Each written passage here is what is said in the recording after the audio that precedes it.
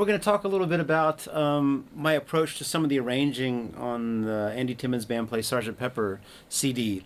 And in general, the way I think about melody on the guitar and improvisation too, I think a lot more horizontally than I do vertically. So if I had a chance to play a line that would be these notes,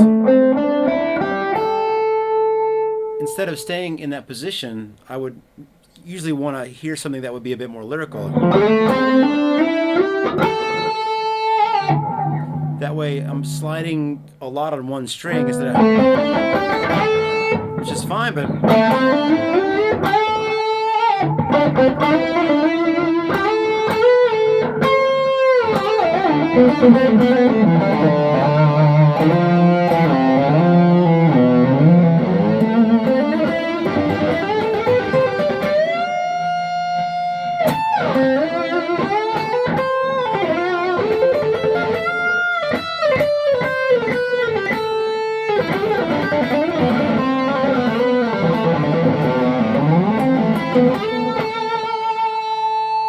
it's kind of noodling around, but just to kind of give some insight to how I think about melodies and the infinite amount of ways there are to express the same notes, especially on the guitar.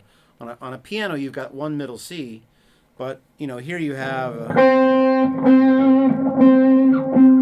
so many places you can play the same phrase.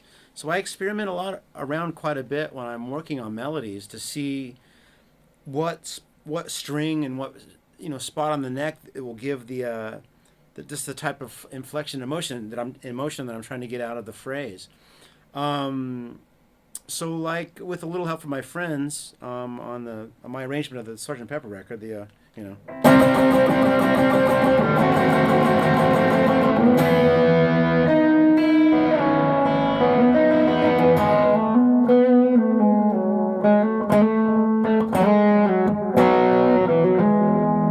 so right there I could have played that whole phrase. I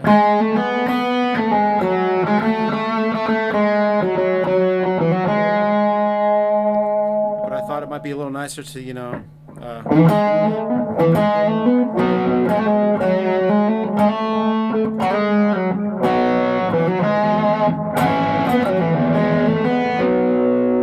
say,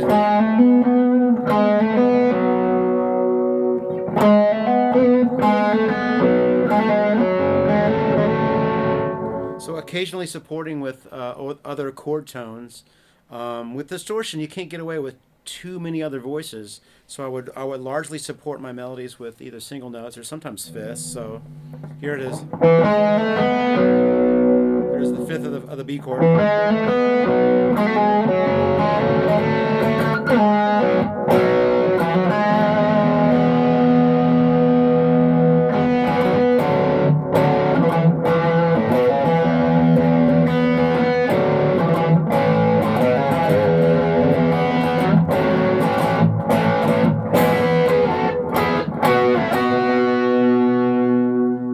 I figured out where I wanted to play the melody. I would support it with sometimes a root and sometimes a fifth, and then work in the guitar chords and the soloing bits, orchestrations, just all done as I hear the song in my head. So it was a fun little hobby I had for a couple of years, just playing around with the arrangements, and then got to the point where I thought this might really work with the band. So by the time I presented it to the band, I could play the whole record start to finish. Just by myself. It was just really a for fun type of project. I wasn't thinking, commercial possibilities or, hey, let's try to do a Beatle record. But it was just a fun exercise. So experiment around with that, and it's highly valuable to learn any great melodies, because it gives you insight not only to how to play a melody on the guitar, but also it gives you insight to the songwriting and to help you come up with your own songs and your own melodies. It's the best thing you can do is learning songs.